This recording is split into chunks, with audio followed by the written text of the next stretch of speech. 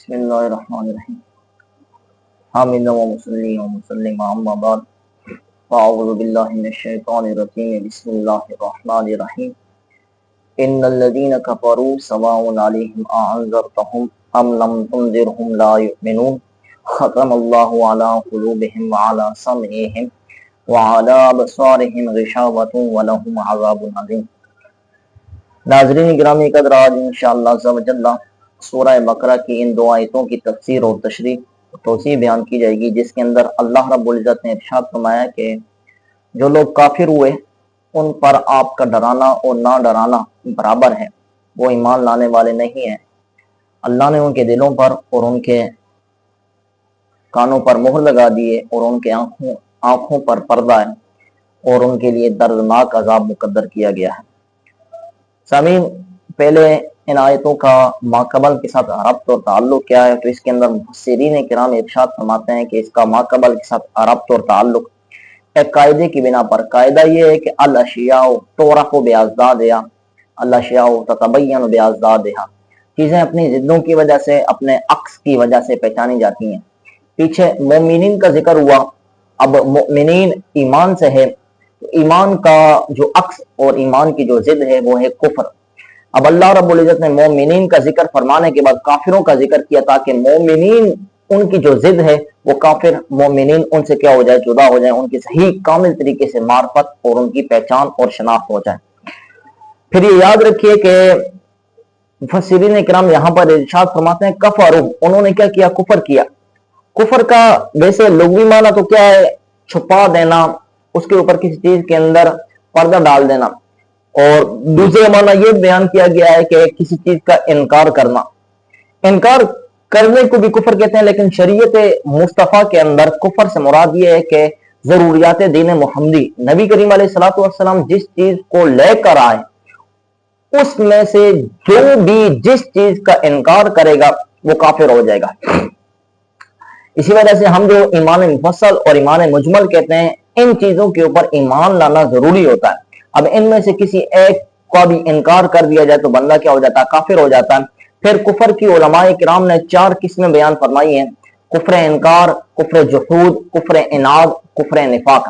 کفر انکار یہ ہوتا ہے کہ وہ اللہ تعالیٰ کو جانتا بھی نہ ہو اور زبان سے اس کا اقرار بھی نہ کرتا ہو، جس طرح کہ فرعون کا کفر ہے۔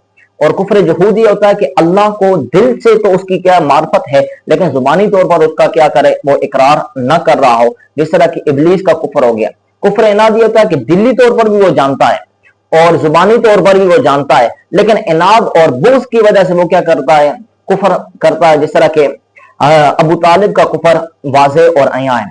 کفر نفاق یعنی کہ منافقت ہو، دلوں بھی جانتا ہے، زبانی طور پر بھی جانتا ہے، لیکن وہ زبانی طور پر لوگوں کے سامنے تو یہ کہتا ہے کہ میں کیا کر رہا ہوں، ایمان لے کر آ رہا ہوں، لیکن ان کا دل جو ہوتا ہے وہ کافروں کے ساتھ ہوتا ہے، کافروں کفر کی طرف کیا ہوتا ہے؟ مائل ہوتا ہے۔ تو یہ کفر نفاق ہے، جس کو یہ تعبیر کرتے ہیں کہ جس طرح کہ عبداللہ بن ابی یا یہ رئیس المنافقین، باقی کچھ حضرات جو کافر تھے لیکن ظاہری طور پر وہ مسلمان بنے ہوئے تھے، اندرونی خانہ وہ کافروں کے ساتھ ان کا تعلق تھا، وہ کافر تھے۔ پھر یہاں پر ایک بات یہ بھی یاد رکھیے کہ کفر کا تو معنی ہم نے بیان کیا پردہ ڈالنا، کسی کو چھپا دینا یا اس کا انکار کرنا۔ یہاں ہم ایک بات کی وضاحت کرتے ہیں کہ علامہ محمد اقبال کی طرف ایک شعر منسوب کیا جاتا ہے، وہ حقیقت کے اندر ان کا شعر تو نہیں ہے، وہ شعر یہ ایک توحید ہستی ہم ہے، واحد خدا ہمارا، ہم کافروں کے کافر، کافر خدا ہمارا۔ اس کے اندر بعض لوگ یہ کہتے ہیں کہ یہاں پر کہا گیا کہ کافر خدا ہمارا، اس کے اوپر اعتراض کرتے ہوئے یہ کہتے ہیں کہ کافر خدا ہمارا، خدا کو کس طرح کافر کہا گیا؟ ہم یہ کہتے ہیں کہ اس کا مطلب صحیح یہ مانے گا کہ توحید ہستی ہم ہیں، واحد خدا ہمارا، یعنی کہ جہان کے اندر، دنیا کے اندر ہم موحد ہیں، واحد وحدت پسند ہیں، اللہ کی وحدانیت کا اقرار کرنے والے، اور ہمارا خدا بھی کیا ہے؟ یکتا ہے، بزرگ ہے، واحد ہے، تنہا ہے، اس کے ساتھ کوئی شریک نہیں۔ ہم کافروں کے کافر، کافر خدا ہمارا۔ کافروں کے ہم کیا کرتے ہیں؟ انکار کرتے ہیں، یعنی کہ یہاں پر کافر جو ہے وہ منکر کے معنی میں ہے، یعنی کہ کافروں کا ہم کیا کرتے ہیں؟ انکار کرتے ہیں۔ کافر خدا ہمارا، اور خدا ہمارا بھی انہی کافروں کا کیا کرتا ہے؟ انکار کرتا۔ تو یہ معنی و مفہوم مطلب کیا ہو جائے گا؟ درست ہو جائے گا۔ پھر دوسری بات یہاں اسی آیت کے اندر مفسرین کرام تقدیر کے مسئلے کو لے کر کہتے ہیں کہ جن کے مقدر کے اندر، جن کی تقدیر کے اندر कुफर लिख लिया गया था। अब जब कुफर लिख लिया गया था तो अब हुजूर अलैहिस्सलातु वस्सलाम उनको डराएं या ना डराएं, दोनों उनके अंदर क्या था, बराबर था। मसला यहाँ पर ये याद रखिए कि तकदीर के मसले के अंदर बोलने की, गुफ्तगू करने की कोई जरूरत नहीं होती, बंदा खामोश रहे तो बेहतर है। इसी वजह से हुजूर अलैहिस्सलातु वस्सलाम के बारे में आता कि सरकार अलैहिस्सलातु वस्सलाम तशरीफ लाए कि सहाबा के बड़े बड़े जो हजरात थे, हजरत अबू बकर सिद्दीक जैसे, हजरत उमर फारूक रज़ियल्लाहु ताला अन्हु जैसे हजरात, वो हजरात तकदीर के मसले के अंदर गुफ्तगू कर रहे थे।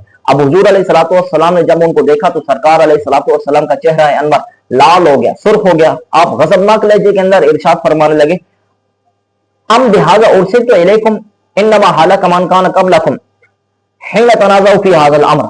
हुजूर अलैहिस्सलातु वस्सलाम ने इरशाद फरमाया, क्या मैं तुम्हारे पास यही चीजें लेकर आया हूं कि तुम क्या करो, तकदीर के मसले के अंदर गुफ्तगू और कलाम करो। तुमसे पहले जो लोग थे वो इसी मामले के अंदर गुफ्तगू करने की वजह से हलाक हो गए। यानी कि जो तुमसे पहले लोग थे, यहूदी, ईसाई, उन्होंने तकदीर के मसले को हल्का समझा और उसके अंदर गुफ्तगू करना शुरू कर दी, उसके अंदर उन्होंने तफ्तीश करना शुरू कर दी, तो फरमाया कि वो क्या हो गए, हलाक हो गए। हजरत मौला कुल कायनात के बारे में आता है कि तारीख दिमश्क के अंदर अल्लामा इब्न असाकिर ने इसको रिवायत किया कि एक आदमी आया हजरत मौला कुल कायनात के पास, उसने अर्ज की, हुजूर मुझे तकदीर का मसला समझाई, तकदीर के मुतालिक आप गुफ्तगू करें।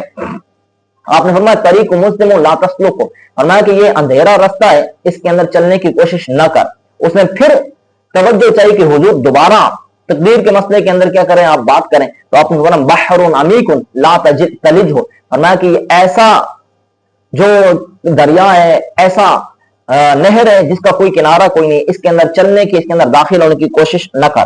फिर उसने तीसरी बार यही कहा कि आप क्या कीजिए, तकदीर के मसले के अंदर गुफ्तगू करें। आपने फरमाया सिर्रुल्लाह कद खफी अलैका फला तफत्तिशु, फरमाया कि अल्लाह का ये राज है, ये तुझ पर मख्फी है, इसके अंदर गुफ्तगू करने की कोशिश और तफ्तीश और बास न कर। ये तकदीर के मसले के अंदर हमने थोड़ी सी बात की कि इसके अंदर गुफ्तगू करने की हाजत और जरूरत नहीं है, बंदा तकदीर का जो मामला है वो अल्लाह के सपुर्द कर देना चाहिए।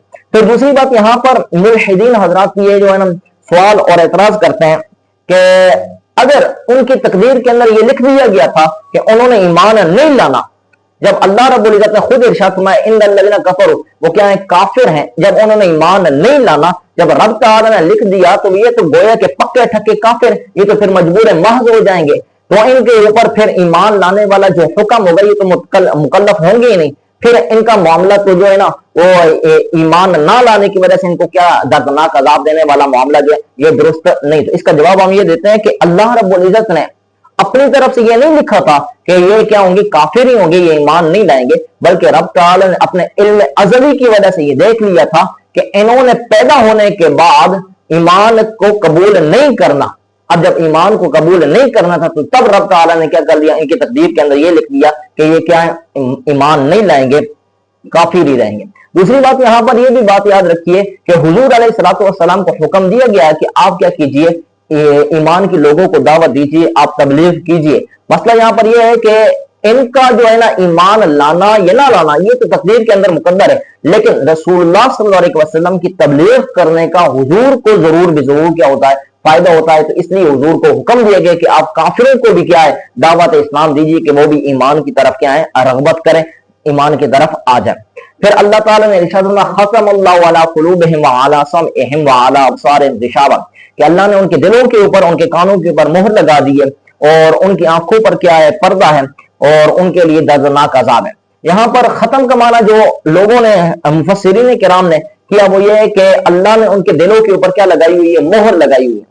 अब यहाँ पर ये बात याद रखिए कि ये मजाजी तौर पर है कि यानी कि उनके दिल हक बात को कबूल नहीं करते, उनके आंखें हक बात को देखते नहीं है और उनके कान जो है ना हक बात को वो सुनने के लिए क्या करते हैं, कबूल नहीं करते। फिर यहाँ पर कल्ब का जो लुग़वी माना वो तो ये किया जाता है कि यानी कि पलटने वाली चीज, ऐसी चीज जो क्या है, पलटती रहती है, कल्ब का ये माना होता है। लेकिन हकीकत के अंदर ये दिल को कहा जाता है, यानी कि सीने के अंदर सनोबरी शक्ल की जो मादा होता है उसको क्या कहते हैं, दिल कहते हैं। फिर इसके अंदर मुफस्सिरीन किराम का इख्तिलाफ और तनाज़ुर पाया जाता है कि वो कहते हैं कि आया जो महल्ले इदराक है, यानी कि चीजों को जो इदराक करने वाली चीजें हैं, वो आया कल्ब है या दिमाग है। तो इसके अंदर अल्लामा आलूसी रहमतुल्लाह ताला ने बड़ी खूबसूरत बात की। वो कहते हैं कि दिल का दिमाग के साथ दोनों का आपस में क्या जाहिरी ताल्लुक है, वो रब्त और ताल्लुक की वजह से माल्ले इदराक जो है ना वो हकीकत के अंदर क्या बनता है, कल्ब बनता है। दोनों ही क्या महल इदराक बनते हैं, दिमाग भी बनता है और कल्ब भी बनता है, दोनों के ताल्लुक की वजह से। फिर कल्ब के बारे में हुजूर अलैहिस्सलातु वस्सलाम ने बहुत ज्यादा इरशाद फरमाया मसलुल कल्ब कमसल रीशतिन तकल्लबा रियाहु बिफिलातिन। हुजूर ने फरमाया कि दिल की मिसाल ऐसे पर की माने दे कि जिसको हवा इधर से उधर क्या करती रहती है, उल्टाती पुल्टाती रहती है। फिर फरमाया अल्लाहुम्मा या मुसब्बितल कुलूब सब्बित कुलूबना अला ताअतिक। फरमाया कि ए दिलों को साबित करने वाली जात, ए अल्लाह तू हमारे दिलों को अपनी इताअत पर, अपनी फरमाबरदारी पर और नेकियों की तरफ तू क्या कर, हमारे दिलों को क्या कर दे, गामजन रख और साबित कदम रख। फिर फरमाया इन्ना फिल जसद मुदगतन इज़ा सलुहत सलुहल जसद कुल्लुहु व इज़ा फसदत फसदल जसद कुल्लुहु औ कमा क़ाल हुजूर अलैहिस्सलातु वस्सलाम ने फरमाया अला वहियल कल्ब। फरमाया कि जिस्म के अंदर एक लोथड़ा है, जिस्म के अंदर एक टुकड़ा है कि अगर वो दुरुस्त रहे, वो सही सालिम रहे तो पूरा जिस्म क्या होता है, सही सालिम रहता है।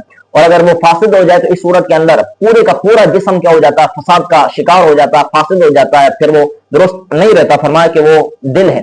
अब यहाँ इन तीन रिवायतों की वजह से मैं अदना सा बंदा होने की हैसियत से उन हजरात को दावत फिक्र देने लगा हूं कि जो ये कहते हैं कि हमारा ताल्लुक जो है शियों के साथ भी है, हमारा ताल्लुक देवबंद हजरात के साथ भी है, हमारा ताल्लुक कादियानियों के साथ भी है।